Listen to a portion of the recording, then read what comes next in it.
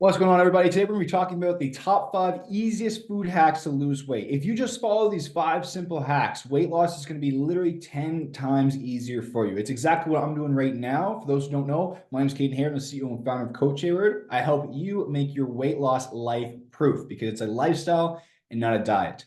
And I'm currently shredding down right now. I'm down about 11 and a half pounds in just a few weeks, less than a month.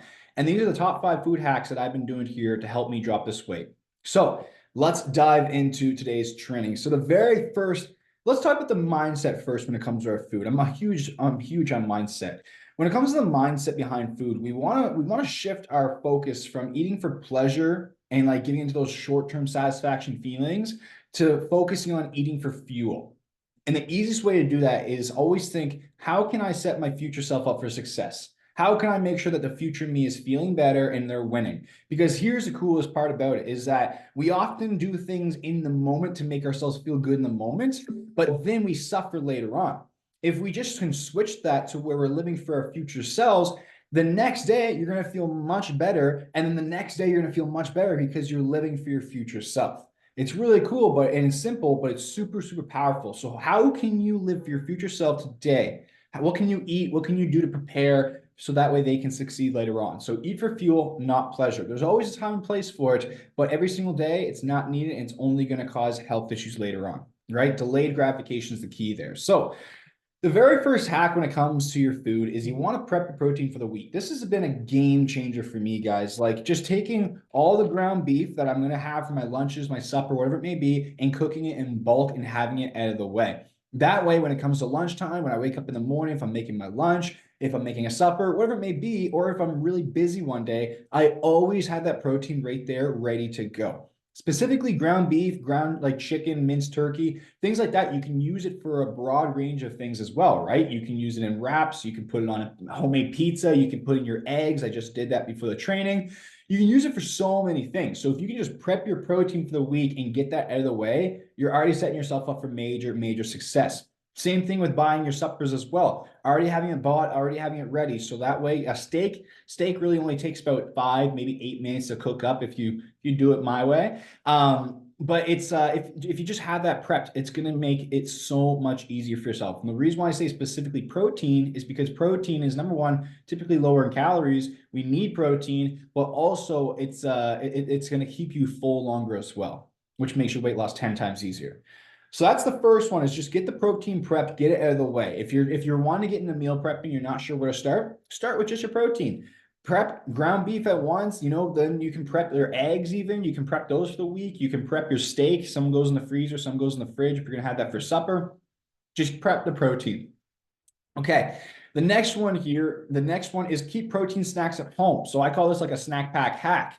And essentially, this is like specifically for like busy moms. If you're always on the road, if for your jobs, if like you're in sales and you're driving around all the time, or real estate, this is going to be for you guys here. And this is where you want to keep a protein snack pack hack with you, okay? So essentially, what you do here is making sure at home you have high protein snacks always available to you. So like your Greek yogurt, beef jerky even, protein bars, just be careful there. Protein powder for isoprotein if you're trying to lose weight. All those protein snacks there ready to rock and roll. So that way, if you're hungry through the day, go to the fridge, have a protein snack, have some almonds, not really high in protein, but still good. And you can have those there. So that way it's less calories and you're going to be keeping full and on track with your weight loss goals. Also, too, if you're on the go, if you got to go, you can prep a whole protein snack pack. And then there you go. You're on the go. And that way you're not stopping, getting the fast food, feeling guilty about it. No, you're kept full, on track with your goals.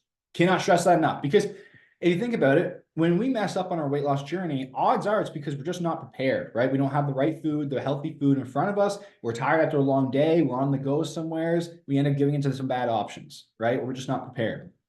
So protein snacks at home.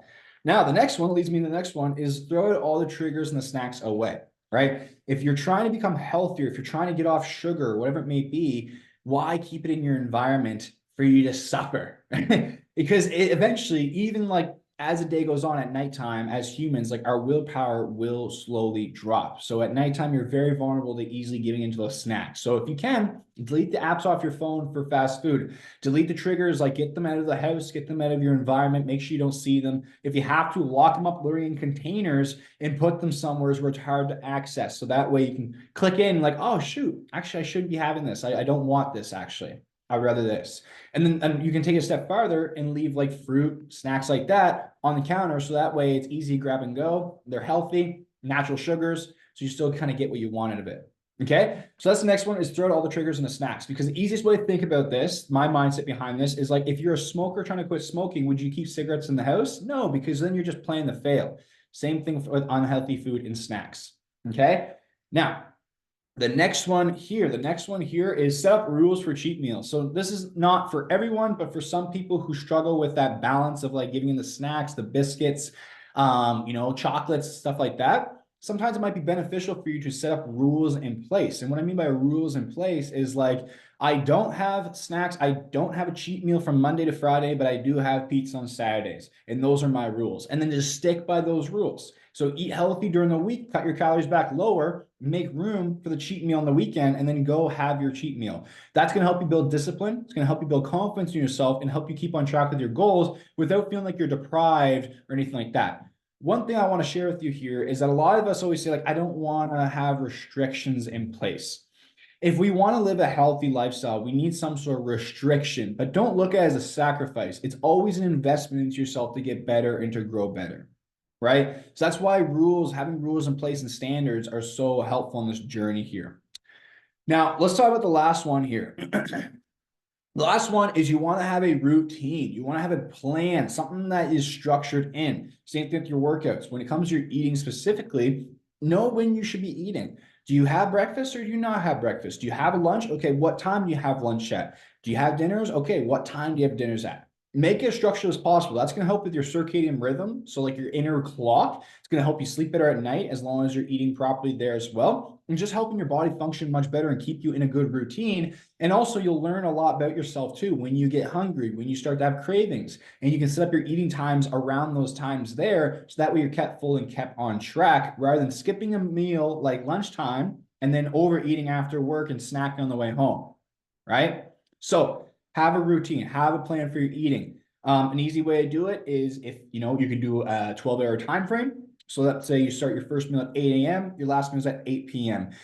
Try to eat about 3 hours before bed, 2 to 3 hours before bed should be your last meal. And you can do fasting, whatever works best for you personally, but make it a actual structured routine, like a game plan, right? Because you never want to go chasing after treasure without a plan, without a map. So same thing with your weight loss journey, because that is true treasure when you can really make it out on the other end, and you can make this life proof where you lose the weight. It's part of your routine, it's part of your lifestyle. It's just who you are and what you do. It's your identity, right? So that's the training for today, guys. So if you have any questions, make sure you drop them down below. All I ask too is that if you did get value out of this, if this really helped you on your weight loss journey, make sure that you like and subscribe, and maybe even share with a friend who might need to see this. If you guys want to learn more about me personally, you can find me on Instagram at coach.hayward, and I got some links in the bio, some goodies for you there too. I'll see you guys in the next training. Keep showing up for yourself.